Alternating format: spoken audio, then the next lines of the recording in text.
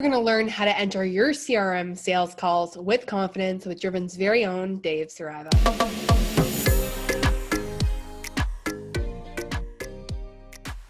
Hi, and welcome to Driven's Fundraising Superheroes podcast. I am your host, Sabrina Shushente, and all of us here at Driven are passionate about data and helping you save time with your data management process.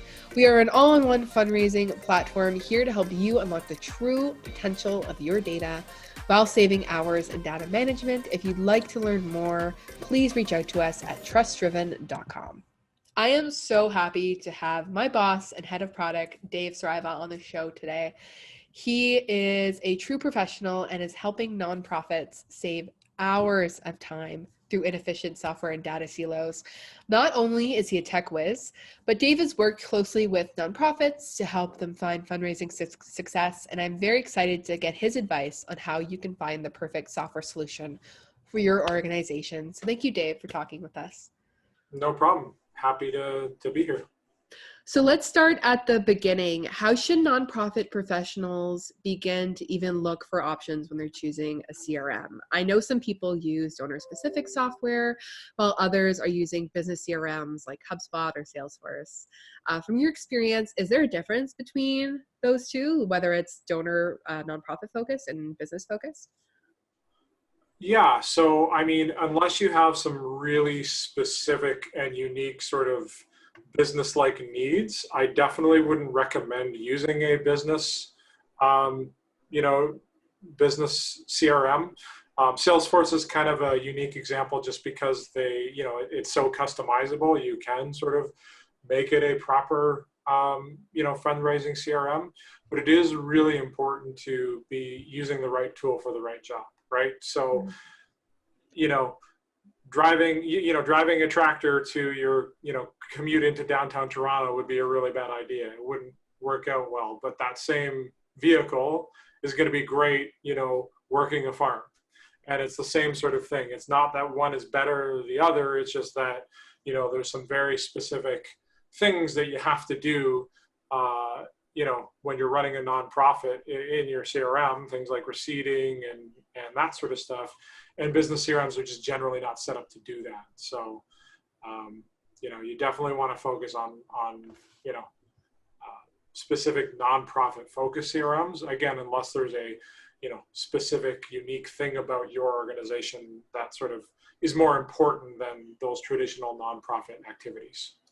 So it sounds like if you're going with those more business focused software, you're kind of missing out on a lot of the admin things that can really help you cut down on the time. Yeah, and I mean, it's not like it can't work, right? But you're gonna, it's gonna take more time. It's gonna be less efficient. There's gonna be more manual work. And one thing that we've seen, proven out time and time and time again, there's lots of optimizations and there's lots of ways to do better fundraising and do better as an organization, but we've found nothing that trumps saving time in terms of like moving the needle for raising more funds, getting more, having a greater impact in your work. That's why it's so important, because if you can save a bunch of time over a year, that's going to translate into better results, almost guaranteed. Oh, 1,000%. Purchasing a donor database, huge decision. There's a lot of factors that go into it. There's the implementation process, there's sales calls, plenty of internal conversations. When heading into a call with a vendor, how should a nonprofit prepare?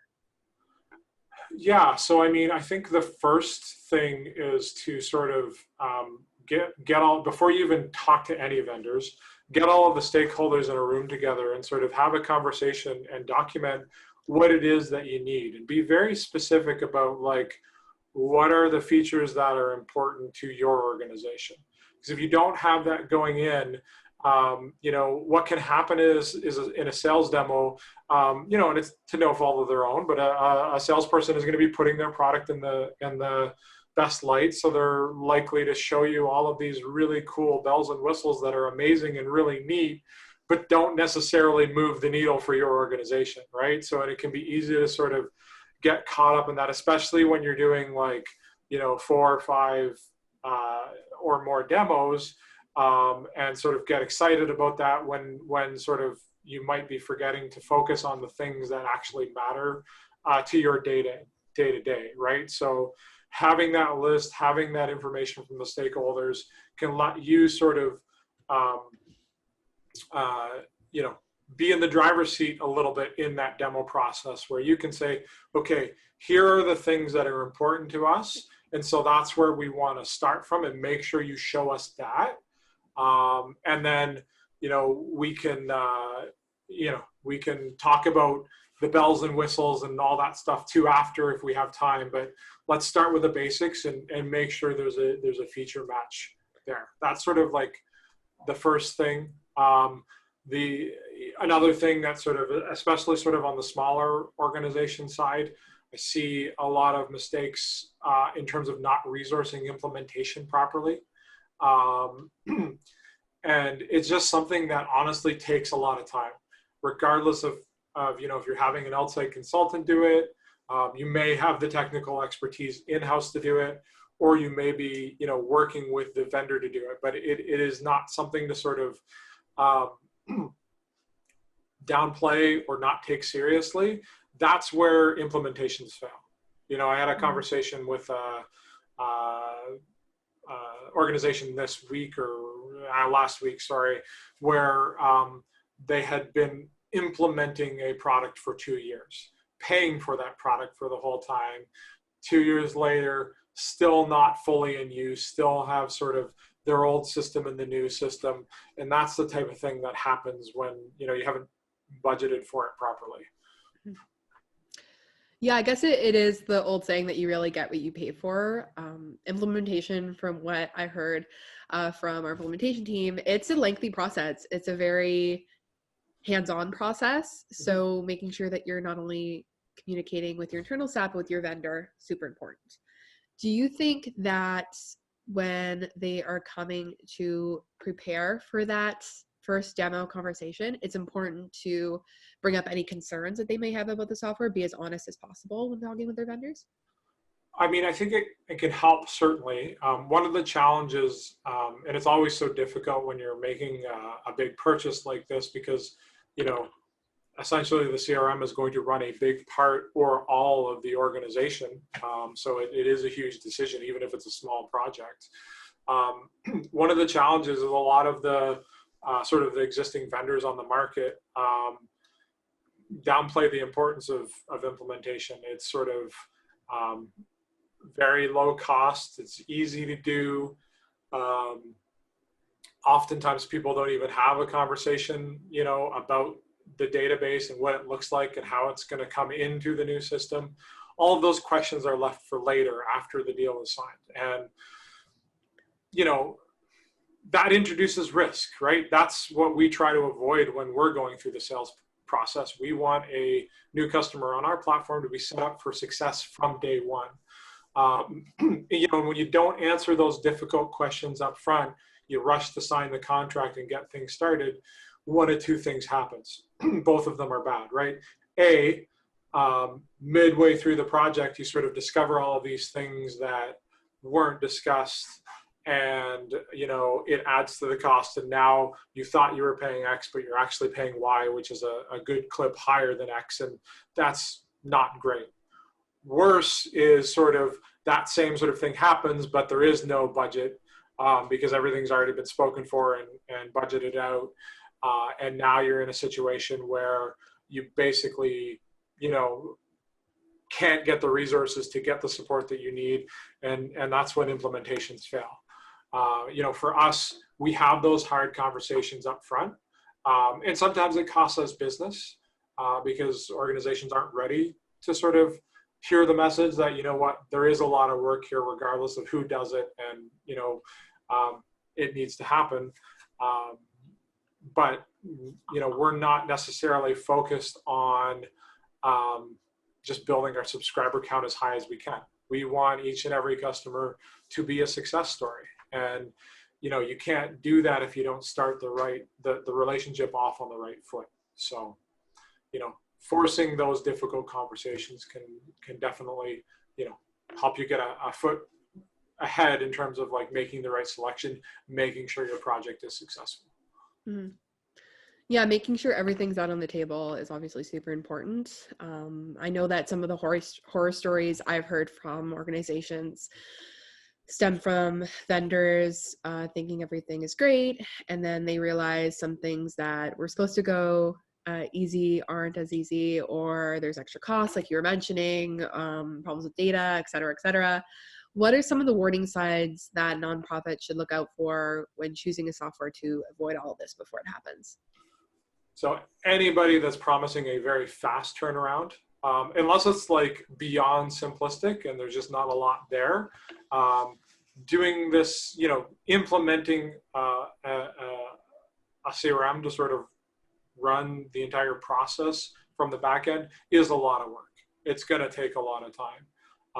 And a vendor or a consultant or sort of whoever you're working with that wants to minimize that and say, no, it's fast and easy, that's a huge red flag. There's certainly aspects of it that are that can be easy, but there's generally always something unexpected that pops up just because of the nature of sort of the complexity of these solutions. You forgot to discuss something in the sales process, and then you have to figure out how that particular very important use case or need is going to be, addressed.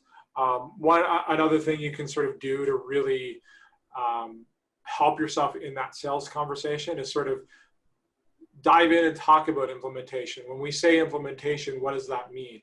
Does that mean you have someone on your end that's just going to answer questions that I have, but otherwise,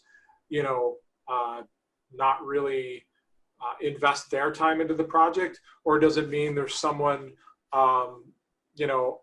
at the vendor company that's going to sort of take responsibility for the project, make sure everything's being organized and moving forward, remind you when you're not getting to things that that are on you as the organization to provide, be accountable when there's things that the vendor isn't providing and that sort of stuff. And both can be okay. You just need to make sure you know what you're getting with the purchase, right? Because if you're going to run it internally, that can work, it can be successful, but you need someone that's going to have the time to dedicate to run that project. And it can be and often is very big, very involved, has a lot of moving parts, and a lot of the organizations that we talk to, they're already strapped for time, and don't have the time to sort of run the project internally. But understanding what you're getting and asking those questions can definitely, increase your chances of success for sure. So it's almost not finding that perfect solution. It's finding somebody who is going to give you a really good hands-on communicative approach when those things go wrong. Yeah, at the end of the day, and I say this as a software vendor, there's no such thing as perfect software. There's never, especially as your needs get more complex, the larger your organization, no matter the solution that you choose, there's going to be something you forgot to talk about, or there's going to be an important thing that just got overlooked or misunderstood. That always happens. Again, the larger the project, the more that's going to happen. So I find what matters a lot more than, does this check all of the boxes? Is sort of the vendor's approach and solution to how they're going to address that when it comes up, right? Mm-hmm. Are they going to say, well, sorry, it just doesn't do that. Too bad, we should have talked about that. Or are they going to work with you to find a solution? And that I think matters a lot more, because, no matter how many demos you get, no matter how many questions you ask, and no matter which vendor you go with, something's going to be missing. It's just sort of the nature of a complex system like this. Happens, very regularly. Mm-hmm. And as someone who's been on the other end of a lot of these calls, what are the top 3 issues that you find a lot of organizations are struggling with, whether they are looking for their first nonprofit software or maybe switching from an old nonprofit software? I mean, I think I see a couple of sort of common struggles. Very often, you know, you'll see sort of this type of decision being sort of relegated to someone who's brand new to the organization, very junior in the organization. And I get it, it's not necessarily fun to do a bunch of vendor calls, but this is a very important decision that's going to have a big impact on your organization one way or the other.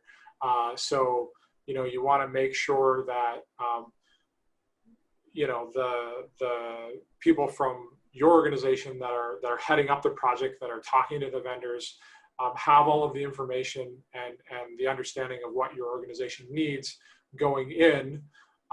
That's something that we commonly see. Fairly often, we talk to a lot of organizations who sort of their number one decider is, decision factor is sort of how cheap can they get it. And again, you can find very cheap solutions. The problem there is they often, there's trade-offs in that efficiency, how much manual work, how much time it takes to manage your database. And the biggest cost of any organization is its staff, right? So, while you may be able to save $1,000 a year by going with a lower price solution, that may cost you $10,000 in staff time. There's a lot of time, a lot of times it's difficult to explain or have that sort of relationship between the two understood. Mm-hmm. Yeah, one of the things I really love about what we do is that we really value our clients' time. One of the things that makes us really unique in that whole implementation process is that we ask to see the data, the state of the data before, we give a price. Why did you guys start doing that? What made you decide to make that a part of the process? Well, I mean, it was partially because that's one of those areas where there's unknowns that can just sort of catch you off guard, right? And if you don't know what you're getting, you're kind of guessing. And we just weren't comfortable with sort of, well, let's just venture a guess and hope that that it works out, right? And it does add sort of some stickiness, to the sales process. But as far as we're concerned, it's just too important to sort of not do that, right? So we're comfortable with sort of a potential customer saying, you know what, that's too much for me. I don't want to go through that process. I don't want to sign an NDA. I don't want you to review my data before giving me a quote. I just want a price. That's okay. That's just not a customer for us, and it's not a good match. And there's nothing wrong with that. We just find that process significantly impacts the successful outcome of the project. And so it's a non-negotiable for us because, again, I think I said this earlier, it's not necessarily just about, signing as many of those deals as we can. It's about deals that are going to be successful and, going to provide value to both us and the customer. So, that's kind of why we sort of insist on that. And that's part of our process. Mm-hmm. We touched on this in other questions, but because the implementation process is so important, what can nonprofits do to better support their vendors and help implementation go as smooth as it can? So sometimes there's not a lot that you can do because some of those hiccups just come with how the data gets structured in the system that you're using now. But honestly, this is just sort of best practice across the board, regardless of what product you're on. But you should always have some sort of formalized, written down, documented process for how data entry gets done. That's going to minimize on duplications. That's going to make sure that you don't have 10 different tags for, monthly giver, right? Monthly giver, recurring spelled wrong, and so on and so forth. So having that process formalized so that as much as you can control it, your data is clean, will set you up for success, not only for a database transition, but just in terms of like leveraging and reporting on your data as well. Fantastic. Lastly, is there any questions that you recommend nonprofits be asking vendors when shopping around for their options? Yeah, I mean, it's a little annoying and frustrating to do, but dive into those details. Don't gloss over the things like, how is the implementation going to run? All of the features that you showed me in the demo today, are they included in this quote, or are some of these extra? Because that's another thing that a lot of especially first-time customers don't understand. Some vendors like us will sort of have an all-in price that covers all of the functionality. Other vendors will sort of part everything out, and you've got sort of like a base layer of the software, and then this piece costs that much, and this piece costs that much, and this piece costs that much. And it can make it hard to like do a true and fair comparison, right? Because by the time you add up everything that you need with, when the price is piecemeal, the cost may have doubled, and you want to find that out before signing a contract, not after. Exactly. Well, thank you so much, Dave, for coming on the show again. All right. Well, thanks for having me. And until next time. If you want to get in contact with Dave, you can go to trustdriven.com/contact. And if you are looking for a nonprofit software solution that really does it all, we are your guys. We would love to be considered in your search for software. So if you're interested in learning more, go to trustdriven.com. There you can access all our resources like our blog, all your podcast episodes, and also learn more information about us. We would love to connect with you. We're on social media, and I made sure to link all of those in the description box for you. Thank you so much for listening, and we'll see you next time on Fundraising Superheroes.